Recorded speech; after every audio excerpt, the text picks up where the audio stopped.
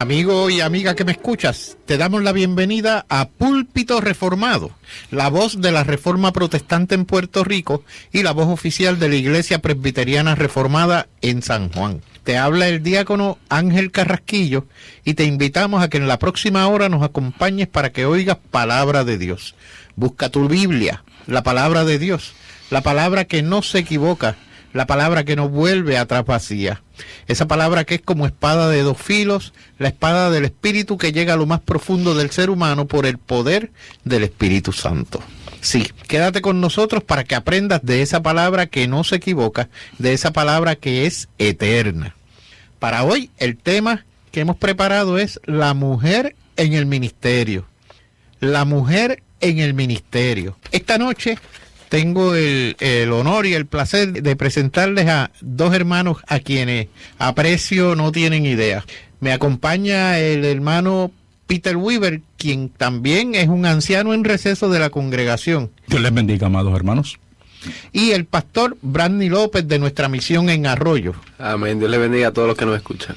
El tema de hoy, la mujer en el ministerio. Y te invitamos a que tomes tu Biblia, la palabra de Dios, y busca el siguiente pasaje, en Primera de Timoteo, capítulo 2, los versículos del 11 al 14.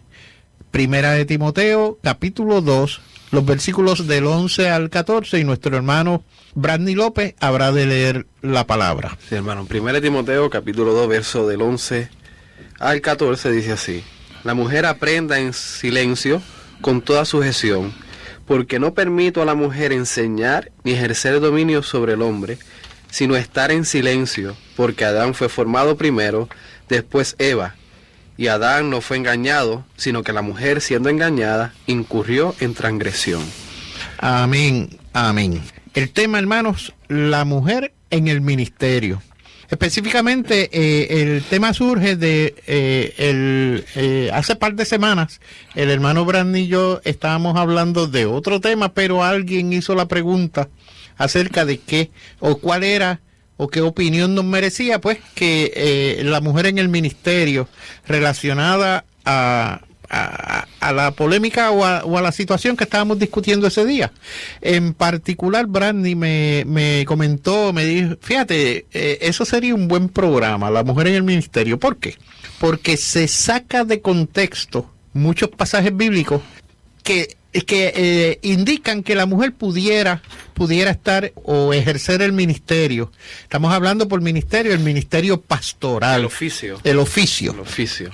Por tanto, cuando se saca de contexto la palabra del Señor, la Biblia, cuando se saca de contexto, pues podemos justificar cualquier cosa. Y en esta noche quisiéramos dialogar respecto a eso para dejarle claro al pueblo de Dios la verdadera razón de lo que está escrito y el por qué está escrito, y que no podemos, como por ejemplo el pasaje que acabamos de leer de Primera de Timoteo 3, 11 al 14, no podemos pasar por alto esa situación.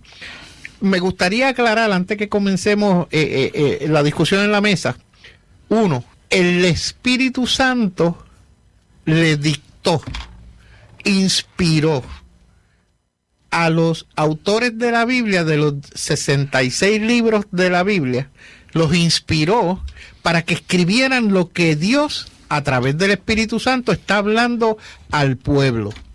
Hombres escogidos por Dios. Hombres escogidos por Dios. O sea, que no estamos hablando que, y perdón por quizás Ñito Bolondrón no vino a escribir sin haber sido llamado por Dios. Realmente lo primero que tenemos que trazar es la inerrancia, infalibilidad de las Escrituras. Amén. Okay. Eso es vital. Tiene que ser algo axiomático. Si nosotros vemos 2 Timoteo 3:16, bastante popular, dice: la Escritura es inspirada por Dios y útil para enseñar, para redarguir, para corregir, para instruir en justicia, a fin de que el hombre de Dios sea perfecto, enteramente preparado para toda buena obra. Nosotros tenemos un lema que repetimos y decimos que la palabra de Dios es la única regla de fe y de conducta ¿Y qué es lo que principalmente enseña la Escritura? Lo que el hombre ha de creer acerca de Dios y lo que Dios requiere del hombre. Y que es suficiente. Es suficiente, o sea que aquí no es que nosotros tenemos opinión en cuanto a lo que la Biblia dice. La Biblia dice lo que dice y se acabó. Y se acabó. Tan es así que los reformadores, entonces, reconociendo este hecho, lo incorporan como parte de los llamados 5 solas. Donde la primera básicamente es sola escritura. Sola escritura. La autoridad máxima es la Escritura. Máxima. Exacto. Y a la vez la única. Ahora, nosotros tenemos que regirnos entonces a lo que la palabra de Dios nos dice, no irnos fuera. Hay muchos que dicen, no, yo creo en la palabra de Dios, yo creo que la palabra de Dios es inerrante, yo creo que la palabra de Dios es infalible, pero... El famoso pero. Pero, entonces no creo en lo que Pablo me está diciendo en Primera de Timoteo, capítulo 2, verso 11. Ahora, usted no está creyendo en la infalibilidad de la Escritura.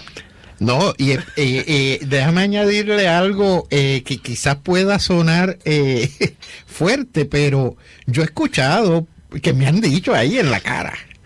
Ustedes creen que la Escritura es palabra de Dios, pero Pablo era un machista, y ahí lo demuestra. Oiga, si Pablo era machista, entonces eso nos da derecho a nosotros de quitarle o restarle méritos a un pasaje porque no nos gusta. Eso da derecho a pensar, como nos comentó alguien recientemente, que me voy a permitir reservar el nombre, o sea, guardar el nombre, donde qué derecho tenemos nosotros como cristianos, como seres humanos, de coartar o inhibir al Espíritu Santo en su llamado a X pastora al ministerio, X mujer al ministerio. Sí, oiga, si acabamos de decir que el Espíritu Santo fue quien dictó la palabra, ¿cómo ahora el Espíritu Santo va a llamar a nadie al ministerio cuando, o sea, eso sería una contradicción plena, total? Si el Espíritu Santo dictó una cosa y ahora se va a contradecir, ¿a quién le creemos? ¿O es que la Biblia no es nuestra única regla de fe y conducta?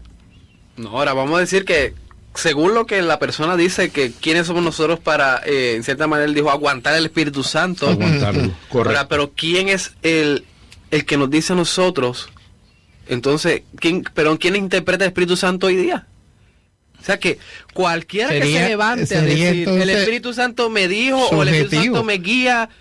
Entonces, ¿dónde están los estándares? Exacto. Hay algo que es sumamente importante y vital en todo este asunto, que es el hecho de que hoy en día muchas personas se basan y se fundamentan utilizando un argumento puramente cultural.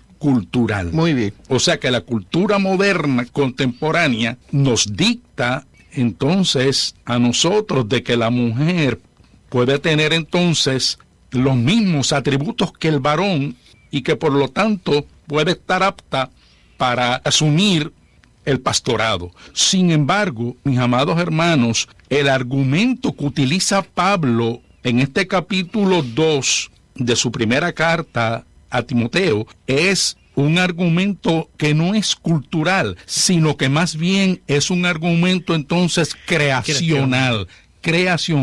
Pablo entonces se remite a la misma creación y utiliza el evento de la caída y sitúa a la mujer como que incurrió en esa transgresión y engañó a su marido. O sea que nosotros no tenemos la culpa de que el Espíritu Santo de Dios le haya revelado al apóstol Pablo que ese hecho la inhabilita para ostentar ese oficio que se llama el pastorado. O sea que en otras palabras lo que Peter nos está diciendo es que Pablo no está apelando a la cultura, sino que el argumento de él va afuera de la cultura y va a la creación desde el principio. Exacto. ¿Ok? A la misma creación. O sea, oiga, el librito por otro lado fue dado a Adán. ¿Por qué? Porque Adán fue creado primero. Y en particular ese es el orden que establece el Señor. Ese es el diseño. Que dice, Y de hecho, si vamos a otros pasajes donde nos dice específicamente que el hombre es cabeza del hogar, como Cristo lo es de la iglesia.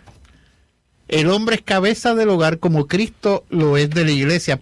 Una de las situaciones que estábamos hablando en el programa anterior con Brandy, que estaba relacionado respecto a la Biblia específicamente y a su inerrancia, ¿no? En particular, estábamos diciendo, oye, ¿cuál sería la situación si yo soy cabeza del hogar en mi casa? Yo en mi casa soy la cabeza, yo varón. Y entonces... En la iglesia mi esposa es la pastora y yo tengo que sujetarme a ella entonces. Tremenda dicotomía. Sí. Una tremenda dicotomía. No, y va en contra, bueno, de todo. Uno piensa de esa manera, se va todo. Bueno, ¿para qué entonces tenemos la Biblia? Exacto. Dígame. Exacto. Mira, Pablo inclusive en la primera carta a Timoteo, en el capítulo 3, él da los requisitos para el anciano, o sea, para el pastor. Y en el verso 2 él dice marido de una sola mujer. Y después apela a la cabeza del hogar, que es el hombre, y dice que gobierne bien su casa, que tenga a sus hijos en sujeción con toda honestidad. O sea que ambas cosas van tomadas de la mano. Claro. Entonces caminan juntas en paralelo. Aquí lo que pasa es que bueno, el feminismo ha querido inclusive infiltrar a lo que es la iglesia. Así pero es. Aquí no estamos minimizando a la mujer. Aquí no estamos diciendo que el hombre es más importante o que la mujer o que la mujer no pudiera ejercer el ministerio, o que la mujer no tenga así la capacidad, pero exacto. La Biblia dice que los dos somos coherederos de la salvación. Aquí no estamos hablando de quién es más importante que quién, o quién tiene más capacidad que quién, o quién es más inteligente que quién. Aquí estamos hablando de un diseño que el todopoderoso creador de las cosas lo determinó de esa manera. Exacto. Aquí estamos, si nosotros lo ponemos de esta manera, yo tengo 5 hijos. Y yo le digo a mi hijo mayor, mira, vete, sácame la basura, por favor. Y a mi hija mayor, yo le digo, la que le sigue, yo le digo, vete y frégame los platos. Aquí le estoy dando 2 trabajos diferentes a mi hijo. No estoy diciendo quién es más importante que quién. Yo di 2 trabajos diferentes. De igual manera, Dios dio 2 trabajos diferentes al hombre y a la mujer. Cuando nosotros hablamos acerca de que nos comentan que Pablo era machista y hasta dónde una cosa obstaculizaba a la otra, tenemos que pensar específicamente que aquí no hay machismo del autor. O sea, el Espíritu Santo está inspirando, está produciendo en ese elemento que escribe, o sea, en este caso el hombre, Pablo, está influenciando el escribir o la escritura de Pablo respecto a lo que Dios quiere. Aquí no es Pablo quien está escribiendo lo que el Espíritu Santo le está dictando, le está inspirando. Por lo tanto, no es machismo, no es machismo. Y si fuéramos a decir que es machismo, entonces no le hagamos caso a nada de Pablo. No. Y aquí a nada de lo escrito. Hay una evidencia, inclusive en 1 Timoteo capítulo 2, verso 12, que fue el texto del cual partimos del inicio del programa, que dice, porque no permito a la mujer enseñar, pero el 11 dice, la mujer aprenda. Esa es una cultura donde la mujer no tenía el derecho de aprender, y Pablo le está dando el derecho de aprender. Si Pablo fuera machista, no añadía que la mujer tenía el permiso para aprender. Oiga, de manera que en el cristianismo que está creciendo en esos años, es muy distinto a las culturas que rodeaban al pueblo de Israel o al pueblo gentil, aparte del pueblo judío. Es muy distinto. ¿Por qué? Porque en ninguna de esas culturas alrededor la mujer tenía derecho a nada.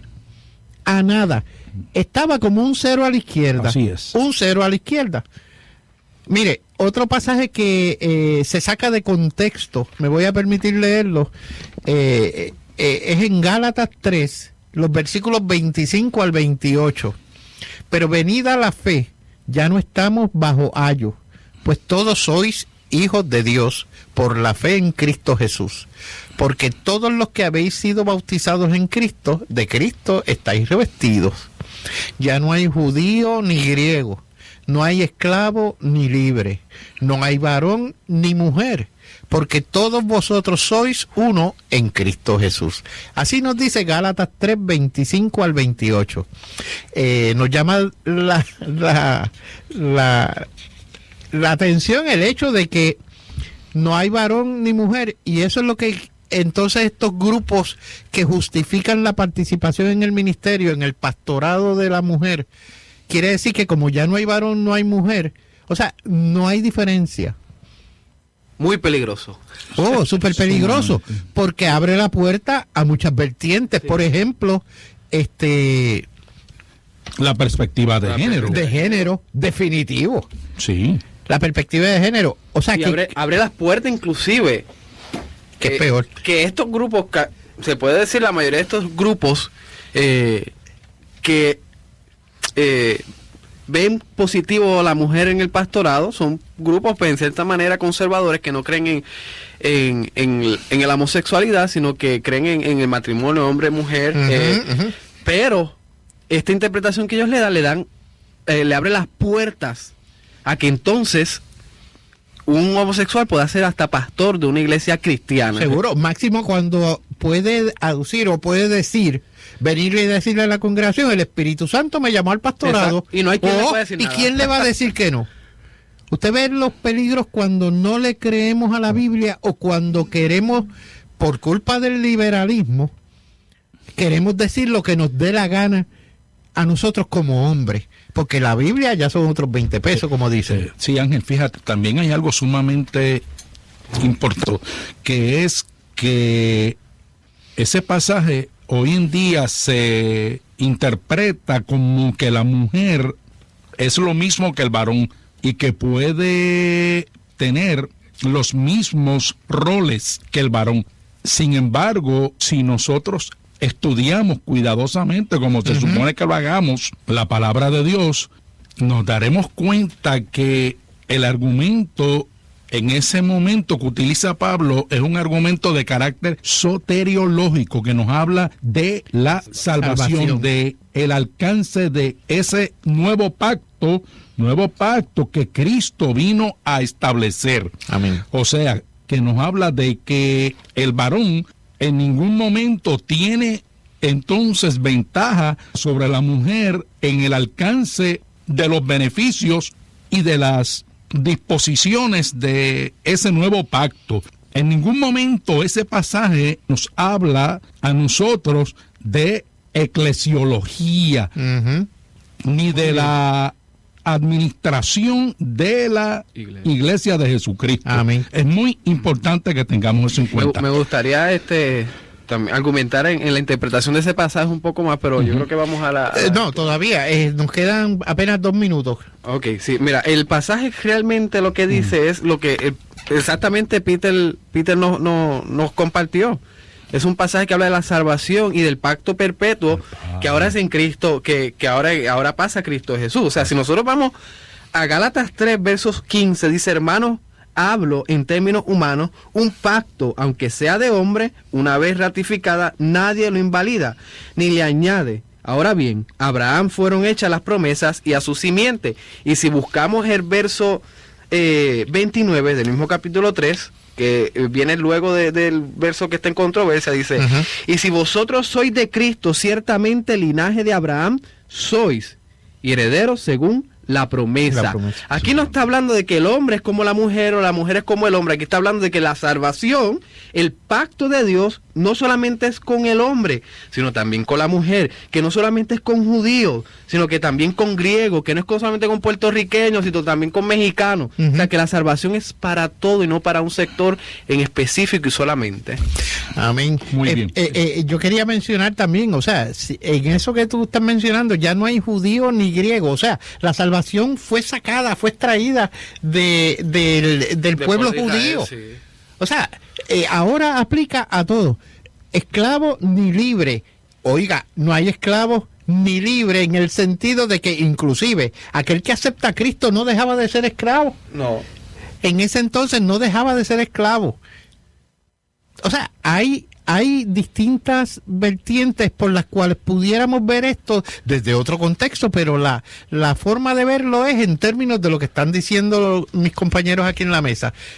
Es cuestión de salvación, la forma en que el Señor está salvando a su pueblo y a quiénes está salvando. Correcto. ¿A dónde está llegando ese mensaje? Correcto. Ese mensaje. Yo quería traer a colación, la mujer aprende en silencio con toda sujeción. Me gustaría cuando comencemos nuevamente, o sea, en la próxima parte en la segunda parte del programa, pues me gustaría traer o comenzar con eso, con toda sujeción, hacer ese llamado quizás a explicar esto un poquito más, porque el evento de la Trinidad o la Trinidad per se nos va a ayudar a entender en arroz y habichuela lo que esto significa. Ahora pasamos entonces, hermanos, a la noticia que nos llega de España en particular. Oiga, nos dice el titular que cada 5 minutos se rompe un matrimonio en España, y dice, cada 5 minutos se rompe un matrimonio en España, país con la tasa más alta de Europa en rupturas y con la más baja en nupcial, o sea, los que menos se casan. 1 de cada 7 matrimonios hace agua antes del 5º aniversario. Hay 7 rupturas por cada 10 matrimonios. Son cifras del último informe sobre nupcialidad y ruptura del Instituto de Política Familiar, elaborado con datos del Instituto Nacional de Estadística. Una realidad con diferentes lecturas. Vanessa Fernández López, psicóloga del Instituto de Psiquiatría Martínez Campos y profesora de la Universidad Complutense de Madrid, considera que esas cifras son reflejo de un cambio social con ciudadanos individualistas, con menos dependencia económica, poco tolerantes, ansiosos por encontrar la pareja perfecta y conscientes de la facilidad que hoy tienen para conocer a nuevas personas. Esa es la noticia del día de hoy, y yo me atrevo a añadirle que es precisamente esto todo interconectado, o sea, todo se conecta. En términos de lo que estamos hablando el programa anterior acerca de la Biblia, de inerrancia, oiga, por no creer en la palabra, en ningún momento les estaba comentando, o sea, estaba diciendo mientras leía la noticia, en ningún momento yo vi a Dios envuelto ahí, no vi a Dios en nada de la noticia. Entonces, ¿cómo lo voy a ver entonces en los divorcios? No hay forma de verlo, no hay atadura posible. Porque a lo que me refiero es que hoy día se están casando las parejas por las razones equivocadas, o por razones económicas, razones de atractivo físico, que es lo más que me ha llegado a mis oídos, en términos de que se gustan físicamente, pues. ¿Qué mejor que casarse, por no decir otras barbaridades? Por lo menos llegan al matrimonio. Se casan de una manera irracional. Irracional. Porque realmente no ponen la mirada en donde tienen que ponerla. En el estudio de la persona, el conocimiento de la persona. Exacto. Y de ahí partir. Obviamente, no sorprende esta estadística. Ya el hombre ha redefinido lo que es el matrimonio, según sus necesidades y la filosofía que más abunda en su cultura. Y no es de sorprenderse que se divorcien cada 5 minutos, porque han sacado a Dios de la ecuación. De la ecuación. De la ecuación.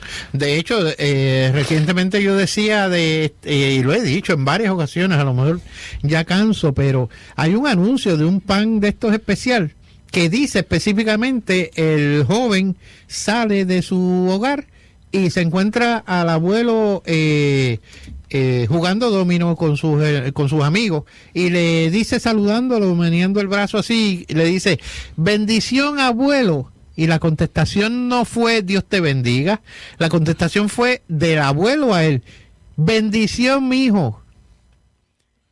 Bendición, mijo. Y luego lo repiten en otra instancia dentro del anuncio. O sea, bendición, fulano.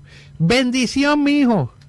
O sea, sacamos a Dios de la ecuación. En vez del Dios te bendiga de siempre, estamos contestando con la misma palabra para estar bien estos anuncios con todo el pueblo. Y no digo pueblo cristiano, politically correctness. Sí, políticamente correcto. llama. O sea, eso de la política es para quedar bien con todo el mundo.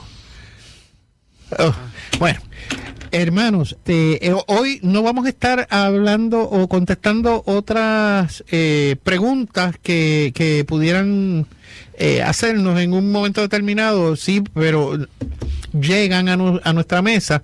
Pero lo que pasa es que como estamos contestando la pregunta de uno de los hermanos en el último programa acerca de la Biblia, pues al buscar la contestación a esta pregunta, pues vemos la complejidad de todo esto y que nos toma tiempo. Así que en ese sentido, pues esta pregunta que estamos contestando, pues consume básicamente el programa. Así que continuamos con nuestra ponencia. Estamos hablando acerca de Gálatas, en particular Gálatas 3, 25 al 28, donde estamos hablando en Gálatas 3, 25 al 28, un pasaje sacado de contexto para satisfacer una parte de la comunidad que quiere justificar a la mujer en el pastorado. En ese sentido, me gustaría ir a un ejemplo que les estaba diciendo en el versículo de 1 Timoteo 2:11, la mujer aprenda en silencio con toda sujeción. Esa sujeción a veces es lo que nos saca de paso, en el sentido de que no queremos entender qué es lo que eso implica. Oiga, sujeción tiene Cristo al Padre. Sujeción tiene el Espíritu Santo al Padre y al Hijo. Sí, Ángel, hoy en día el término, entonces, ¿verdad que estamos hablando? Sujeción, pues se ve como algo humillante. Se ve como una fuerte humillación. O sea, pero realmente se ve así por el hecho de la ignorancia que hay con respecto al lenguaje de las Sagradas Escrituras. Amén. Mayormente, es producto de esa ignorancia. De hecho, y vuelvo, o sea, es sacar las cosas de contexto. Fuera. Porque inclusive en la Biblia hay innumerables pasajes que hablan acerca de cómo el hombre debe tratar a la mujer. Le pone requisitos al hombre la palabra respecto a cómo tratar a su esposa. Y ahorita estábamos hablando respecto a que la mujer aprende en silencio, y hay otro pasaje que nos dice, que creo que Brandy lo leyó, que inclusive cuando la mujer tenga dudas, oiga, porque todo esto tiene un génesis en la problemática que había o que existía en varias iglesias. Timoteo está en Éfeso. Pablo tenía el mismo problema que había estado siendo reportado en la iglesia de Corinto, específicamente donde las mujeres se paraban en medio de la congregación, en medio de la lectura, en medio de la enseñanza, a retar A interrumpir. y a interrumpir específicamente a la persona que estaba, al maestro que estaba dando la charla o la lección, lo que fuera en ese momento. Y ante esa situación, o sea, que es universal para propósitos de nuestra ponencia de hoy, pues ante eso Pablo establece que la mujer aprende en silencio. Y más aún, si usted, mujer, tenía dudas o tiene dudas, aclare sus dudas en el seno de su hogar, con su esposo. Y esto pone también una carga sobre el esposo, el hecho de que, ¿cómo yo voy a enseñar a mi esposa si no estoy preparado yo?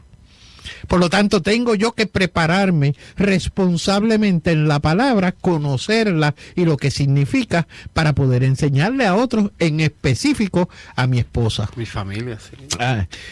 Estábamos hablando ahorita de algo medio jocoso que dijiste. No, porque la realidad, iba a añadir a la sujeción. Ajá. Que hay un sabor amargo en cuanto a la palabra sujeción. Uh-huh. Pero aquí no estamos minimizando a la mujer. La palabra en Efesios 5 dice que la mujer se somete a su marido, como la iglesia se somete a Cristo. Amén. aquí no estamos minimizando la importancia de la mujer. O sea, yo estaba diciendo fuera del aire que el hombre es incapaz sin la mujer, o sea, que la mujer es importante para la vida del hombre y de la iglesia. Más que ayuda idónea. Vital, la mujer es vital.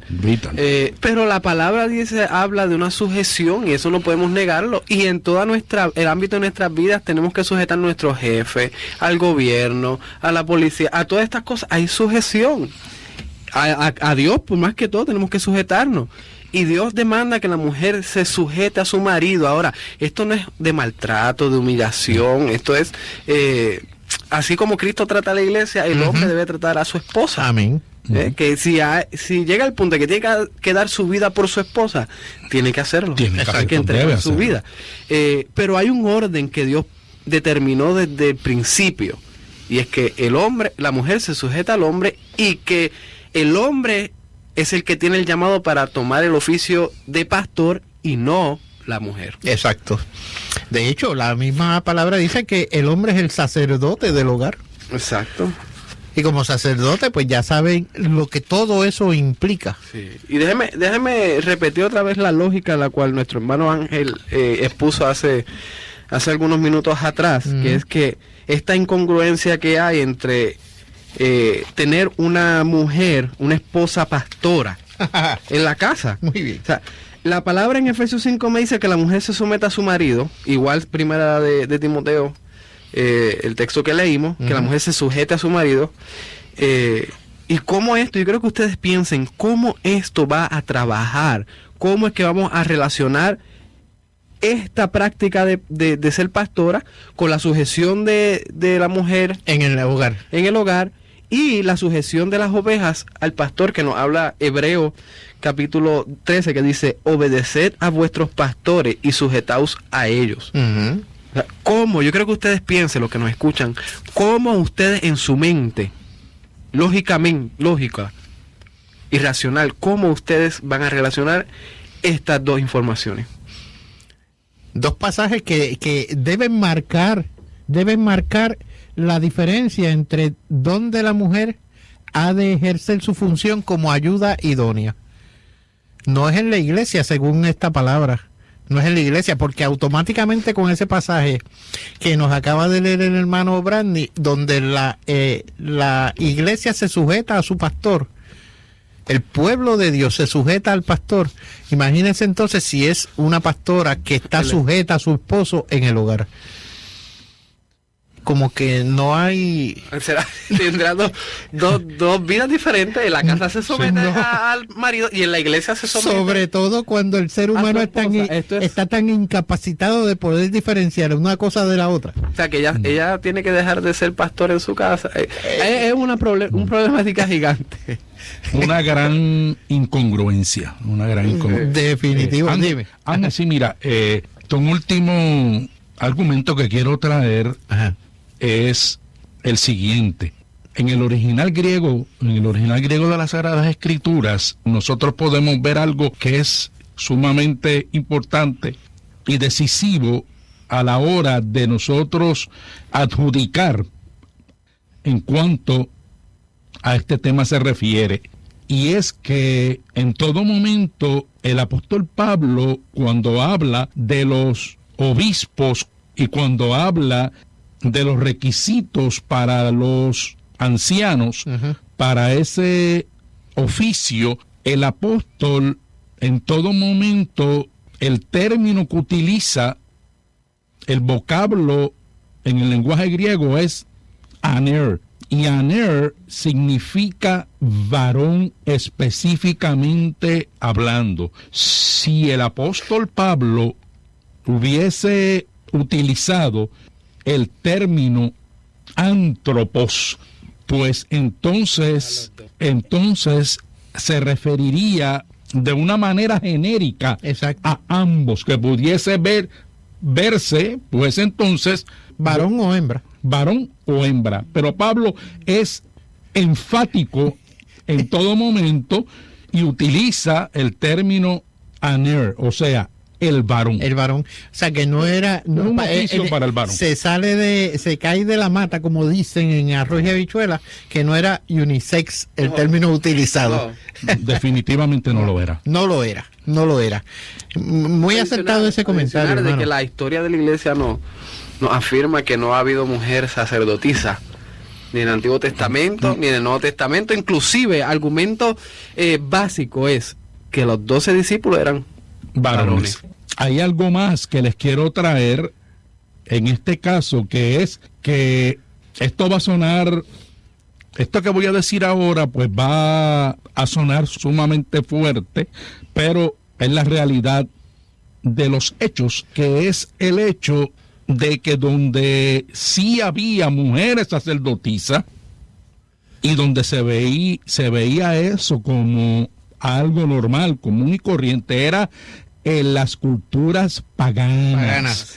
En las culturas gentiles, como por ejemplo el culto a la gran diosa Diana de los Efesios, pues sí había mujeres sacerdotisas, como decimos nosotros, en el lenguaje boricua, estaban esas mujeres choretas allí, o sea, que las había a montón por centavo. Sí. Las mujeres sacerdotisas que ejercían un rol religioso de carácter de prostitución. Amén. Y voy a tocar rápido, se puede levantar la pregunta, ¿y Débora? ¿Qué pasó con Débora? Ave María, me sacaste la pregunta de la... Rápido. Excelente pregunta. Débora en Jueces 4 y 5 dice, gobernaba en aquel tiempo a Israel una mujer Débora, profetisa, mujer de Lapidot, y acostumbraba a sentarse bajo la palmera, importante, bajo la palmera de Débora, entre Rama